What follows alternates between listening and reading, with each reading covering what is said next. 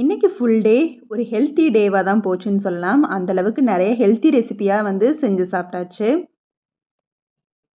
காலையில எழுந்ததும் எப்பவும் போல ரெஃப்ரெஷ் ஆயிட்டு, இன்னைக்கு எந்த ஒரு ஹெல்த் ட்ரிங்க்கும் என்னால எடுக்க முடியல.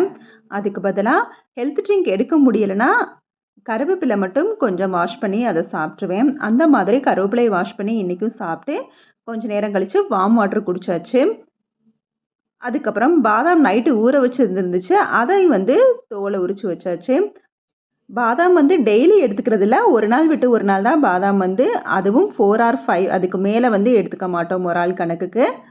பாதாம் இந்த மாரி டெய்லி முடியலனா கூட ஒரு நாள் விட்டு ஒரு நாள் அத எடுத்துக்கணும். அந்த அளவுக்கு அது ரொம்பவே ஹெல்த்துக்கு நல்லது.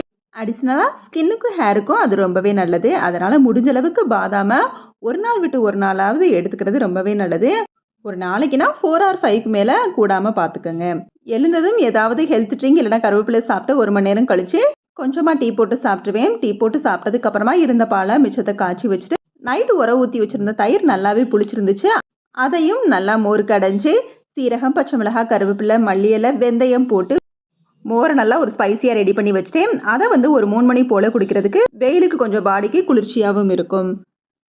மோர் ரெடி பண்ணி வச்சதுக்கு அப்புறமா ஈவினிங் ஸ்நாக்ஸா கம்பு லட்டு செய்யறதுக்கு கம்பு கொஞ்சம் ஊற வச்சாச்சு. இது ஒரு 6 லட்டு செய்யற அளவுக்கு தான் நான் ஊற வச்சிருக்கிறேன். இது ஒரு 5, 6 மணி நேரம் ஊறினதுக்கு அப்புறமா தான் கம்பு லட்டு ரெடி பண்ணணும்.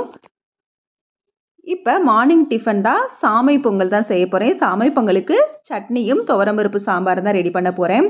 சாமை பொங்கல் உண்மையிலே பச்சரிசி பொங்கலை விட ரொம்பவே டேஸ்டா தான் இருக்கும்னு சொல்லலாம். பச்சரிசி பொங்கல் எந்த அளவுக்கு பிடிக்குதோ அதை விட உண்மையிலே சாமை பொங்கல், திணை பொங்கல் எல்லாமே ரொம்பவே டேஸ்டா இருக்கும். ட்ரை பண்ணி பாருங்க. நாங்கள் துவரம்பருப்பு எப்பவும் ரேஷனில் வாங்குற துவரம்பருப்பு தான் யூஸ் பண்ணுவோம். அதுவே நல்லா வெயிலில் காய வச்சு ஸ்டோர் பண்ணி வச்சோம்னா வண்டு எதுவும் வராது. இது ரொம்பவே ஈஸியாகவும் குக் ஆயிரும். கடைகளில் வாங்குற பருப்பை விட இது ரொம்பவே ஈஸியாக குக் ஆயிரும். இது பார்த்தீங்கன்னா நான் வெறும் பருப்பு, வெள்ளைப்பூடு, வெங்காயம், பச்சை மிளகாய் போட்டு வேக வச்சு வச்சுருந்தேன். 2 சவுண்டு தான். அது வெந்ததுக்கு அப்புறமா தான் நான் தக்காளி, மசாலாலாம் சேர்த்து சாம்பாருக்கு ரெடி பண்ணி வச்சுருக்கிறேன். இப்போ சாம்பாருக்குமே நான் குக்கரில் வச்சு விட்டு ஒரு சவுண்டு விட்டாலே போதும், நல்லா சாம்பார் வந்துடும். சாமை பொங்கல் செய்கிறதுக்கு 1 கப் சாமையும் 1/2 கப் பாசிப்பயிறு எடுத்துருக்கேன். பாசிப்பயிரை நல்லா வறுத்து அதுக்கப்புறமா சாமை அரிசியும் பாசிப்பருப்பையும் நல்லா வாஷ் பண்ணிவிட்டு 1/2 கப் அரிசிக்கு 4 கப் அளவு தண்ணி அளந்து வச்சு அதில் உப்பு போட்டு வேக வச்சு வச்சிடலாம். நான் வெந்ததுக்கு அப்புறமா தான் எப்பவும் பொங்கல் தாளித்து விடுவேன். இது மீடியம் ஃப்ளேமில் வச்சு ஒரு 2 விசில் விட்டால் போதும், நல்லாவே வந்துடும். பாசிப்பயிரை வறுத்து வச்ச மாதிரி சிறுதானியம் இருந்தால் எப்பவும் கொஞ்ச நேரமாக அது ஊற வச்சிடணும். நான் இன்னைக்கு கொஞ்சம் வெளியில் போகிற வேலை இருக்கனால சாமையை ஊற வைக்கல. பாசிப்பருப்பு மட்டும் நல்லா வறுத்துட்டு அதுக்கப்புறம் 2யும் சேர்த்து ஒன்றா வாஷ் பண்ணி அடுப்பில் வச்சு விட்டுட்டேன். மேக்ஸிமம் முடிஞ்ச அளவுக்கு சிறுதானியத்தை கொஞ்ச நேரமாவது ஊற வச்சு அதுக்கப்புறமா குக் பண்ணுங்கள். இப்போ பொங்கலும் சாம்பாரும் ரெடி ஆயிடுச்சு. 2க்குமே தாளிச்சு கொட்டுற வேலை தான். யூஸ்வலாக பச்சரிசி பொங்கல்னா நான் வரமிளகா தான் சேர்ப்பேன். ஆனால் சாமை பொங்கல், திணை பொங்கல்னா வரமிளகாவுக்கு பதிலாக பச்சை மிளகாவை பொடிசாக கட் பண்ணி சேர்த்துக்குவேன்.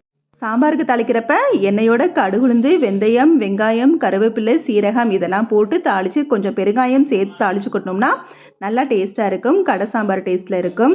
காலை டிஃபன் கிச்சன் வேலையெல்லாம் முடிச்சுட்டு கொஞ்சம் வெளியில் போகிற வேலையெல்லாம் இருந்துச்சு. அதெல்லாம் முடிச்சதுக்கப்புறமா ஒரு 3:30 போல் தான் அடுத்ததாக விலாக் எடுக்க ஸ்டார்ட் பண்ணேன். காலையில் ஊற வச்சுருந்த கம்பை நல்லா வாஷ் பண்ணிவிட்டு கொஞ்சம் நேரம் இந்த மாதிரி போட்டு வெயிலில் வச்சு விட்டுட்டேன். நல்லா பார்த்தீங்கன்னா ஈரப்பதம் இல்லாமல் ஆயிடுச்சு. இதை ஒரு மிக்சர் ஜாரில் போட்டு நல்லா ஃபைன் பவுடரை அரைச்சிக்கணும். திருப்பி அரைச்சதையும் ஒன்ஸ் அகெயின் மிக்ஸி ஜாரில் போட்டு நல்லாவே ஃபைன் பவுடரை அரைச்சிக்கணும்.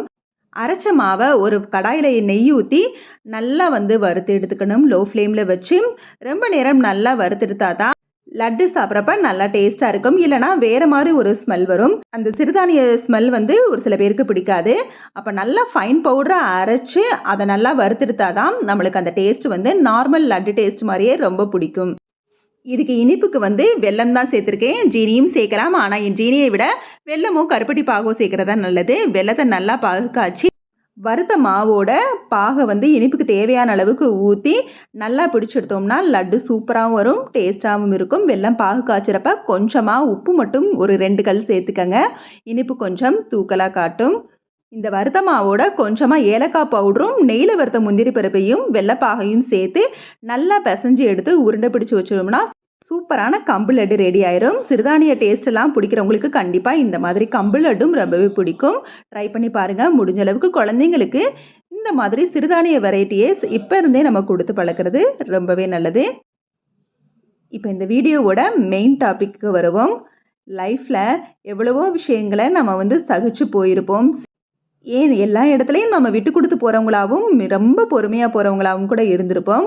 நானும் அந்த மாரி தான் முன்னலாம் இருந்துகிட்டு இருந்தேன். எல்லா விஷயத்தையும் சகிச்சு விட்டு குடுத்து போவோங்கிறத வந்து நெறைய வந்து செஞ்சுகிட்டு இருந்தேன். ஆனா விட்டு குடுத்து போனா, நம்மள எந்த அளவுக்கு முட்டாளாக்கணுமோ, அந்த அளவுக்கு முட்டாளாக்கிருவாங்க. அதாவது நல்லவனுங்களா இருந்தா, நல்லவங்களா மட்டும் தான் இருக்க முடியும். நல்லா இருக்க முடியாதுங்கிற ஒரு வாக்கியத்துக்கு இந்த மாரி ஆக்கிருவாங்க. அதனால முடிஞ்ச அளவுக்கு நல்லவங்களுக்கு நல்லவங்களா இருப்போம். ஆனா நம்மள சீன்றவங்களுக்கு நம்ம அதுக்கு தகுந்த மாரி தான் இருக்கணும். அத விட்டுட்டு முன்ன மாதிரி பொறுமையா இருந்தா தான் எல்லாம் நல்லது நடக்கும். விட்டு குடுத்து போனா கெட்டு போறதில்ல. அதெல்லாம் பார்த்துக்கிட்டே இருந்தோம்னா, உண்மையிலேயே நம்மள மாரி முட்டாள் யாருமே இருக்க முடியாதுன்னு நெனச்சு, அவங்க நம்மள வந்து ஏறி மேய்ஞ்சுட்டு போயிருவாங்கன்னே சொல்லலாம். நான்லாம் லைஃப்ல வந்து எவ்வளவோ விட்டு குடுத்து பொறுமையா தான் போனேன். அதெல்லாம் ஒரு காலம். அதெல்லாம் இப்ப ரொம்பவே நல்லாவே மாத்திக்கிட்டேன். அதாவது ஒரு கண்ணாடி மாரி இருக்க பழகிட்டேன். எனக்கு வந்து எப்படி வந்து என்னைய பார்க்குறியோ, அப்படி வந்து நான் உனக்கு ரிஃப்ளெக்ட் ஆவேன் அப்படிங்கிற மாதிரி. என்ன நல்ல விதத்தோட அணுகுனா கண்டிப்பா நல்ல விதமா தான் இருப்பேன். இத தவிர்த்து வேற ஏதாவது அதாவது சுயநலத்தோட ஏதாவது பண்ணணும்னு நெனச்சேன்னா, அதுக்கு தகுந்த மாதிரி நான் வந்து ரிஃப்ளெக்ட் ஆவேன். போதுங்க எவ்வளோ நாள் தான் நல்லவங்களாவே இருக்கிறது. அதாவது பெர்ஃபெக்ட்டான நல்லவங்கன்லாம் நான் சொல்லல என்னைய. முடிஞ்ச அளவுக்கு நல்லவங்களா இருக்க ட்ரை பண்ணிக்கிட்டு இருக்கேன். ஆனா நம்மள எங்கங்க நல்லவங்களா இருக்க விடுறாங்க. ஏதாவது சீண்டி நம்மளோட குணத்தையே வந்து மாத்தி விட்டுர்றாங்க. அதனால விட்டு குடுத்து போனா கெட்டு போறதில்லன்னு சொல்றதெல்லாம் அந்த காலம். இப்பல்லாம் பணம் எங்க அதிகமா இருக்குதோ, அவங்க தான் ரொம்பவே நல்லவங்க. பணம் இல்லாதவங்க எவ்வளோ நல்ல விதமா இருந்தாலும், அவங்க கெட்டவங்க தான். நம்மகிட்ட பணம் அதிகமா இல்ல. அதனால நம்ம வந்து கொஞ்சம் பணிஞ்சு தான் போகணும் அப்படிங்கிற ஒரு தாழ்வு மனப்பான்மையோட இல்லாம, தன்னம்பிக்கையோட இருந்தாலே நம்மள வந்து யாரும் ரொம்ப எளக்காரமா, ஏளனமா பார்க்க முடியாது. ஒரு கண்ணாடி மாரி இருங்க. கண்டிப்பா லைஃப்ல கண்ணாடி மாரி இருக்கிறது ரொம்பவே முக்கியம். இல்லன்னா கண்டிப்பா உங்கள வந்து ரொம்பவே எளக்காரமா பார்த்துருவாங்கன்னு தான் சொல்லணும். ஏன்னா, இதெல்லாம் நான் வந்து லைஃப்ல ரொம்ப எக்ஸ்பீரியன்ஸ் பண்ண ஒரு விஷயம். அத தான் உங்ககிட்ட நான் வந்து ஷேர் பண்றேன். நான் சொல்றதுல ஏதாவது நிறைகுறை இருந்தாலும், இல்ல உங்கள்ல பேரு என்னைய மாரி எத்தன பேரு கண்ணாடி மாரி அப்படிங்கிறனாலும் கமெண்ட்ஸ்ல சொல்லுங்க. இந்த வீடியோ பிடிச்சிருந்துச்சுன்னா லைக் பண்ணி, ஷேர் பண்ணி, கமெண்ட் பண்ணுங்க. மறக்காம நம்ம சேனல சப்ஸ்கிரைப் பண்ணுங்க. Okay, bye. தேங்க்ஸ் ஃபார் வாட்சிங்.